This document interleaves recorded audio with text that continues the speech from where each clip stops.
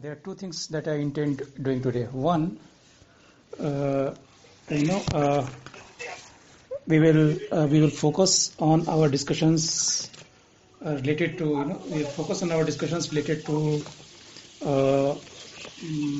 JP's idea on community democracy and his concept of total devolution. That is one. And second thing I will do, what I have done. The day we were discussing thoughts of Gandhi, then there were some questions regarding, prisons, crime, and also, I have located a book that is the selected works of Mahatma Gandhi. It's volume 5. So I will just read out some of the excerpts, from the book, so that you can understand the point I was trying to make during the discussions. And again, there was also a question regarding what religion is, right? So again, I will try to read a passage out of Gandhi's writing. So that's what would be to quote you some of the primary sources as far as Gandhi's ideas on these two issues are concerned, right? So, but before doing that, let me conclude our discussion on JP's thought. And especially JP's thought on community democracy and the whole idea of total revolution, right? By the way, have you all received the study material that I have sent you all?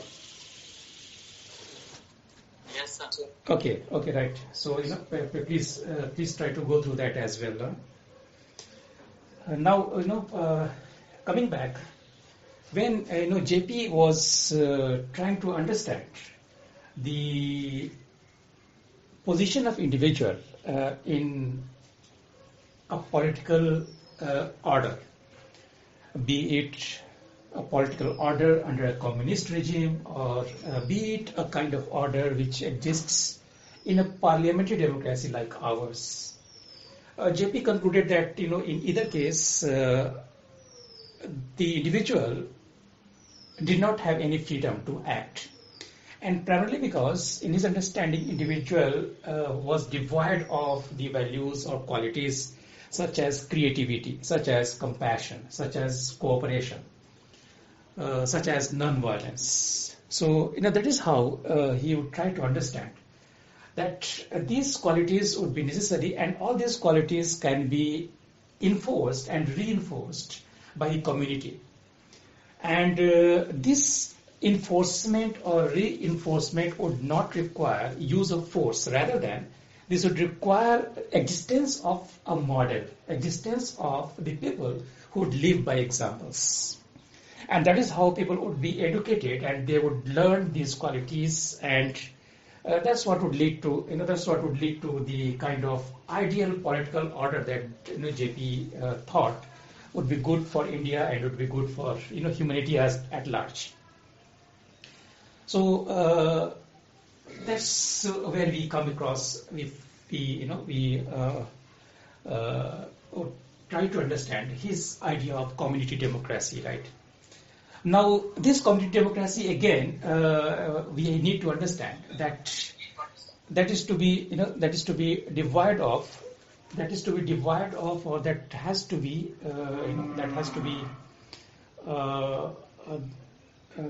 detached from any kind of party politics. So, that is where the whole idea of partyless democracy, is something which we find in JP's thoughts. Now, certainly you all would understand the point I had made yesterday that according to JP, in the competition between the parties, the general interest and interest of the masses, it was lost somewhere and it could not be addressed. So certainly there has to be a kind of politics where parties would not be competing with each other, but politics would mean that there has to be some kind of coordination and cooperation among the people, right? Politics would mean something where there has to be sharing of ideas. Politics would mean something where people would follow their interests naturally. Politics would be something where there would be a kind of order which is not required to be imposed from outside by an external authority, right? Now that is something that is something is what we find in his idea of community or communitarian democracy. Now, JP had. Sir, can you please repeat again?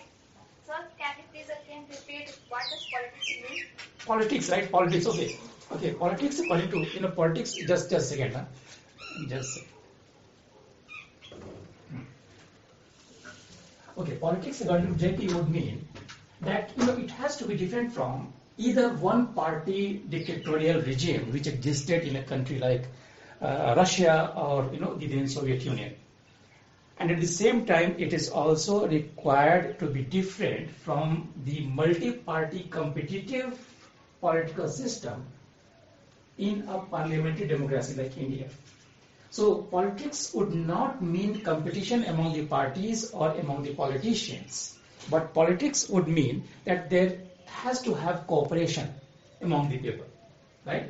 Politics would mean that there is a kind of order which emerges naturally. And this order would be guided by the moral values that people have in themselves. Right? So politics would not mean competition, rather than politics would mean cooperation. Politics would mean sharing, right? Sharing of ideas. Politics would mean that people, they do give due consideration to general interests, to interests of all rather than simply pursuing their own self-interest, right? So that's how he would understand politics is to be taken, and that is how he would understand that his idea of that is how he would understand that his idea of community democracy or communitarian democracy would establish this kind of politics. Now in this kind of politics, JP understands that the local level communities, they would play an important role, right? So what JP suggests that there can be a structure wherein there would be arrangement of people at different levels, but this arrangement is not required to be hierarchical.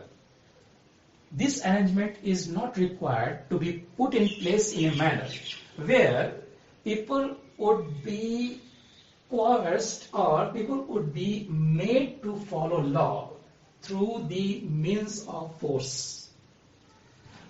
The one significant aspect that JP understands and he highlights that legislation was not successful in terms of bringing about desired change in the society.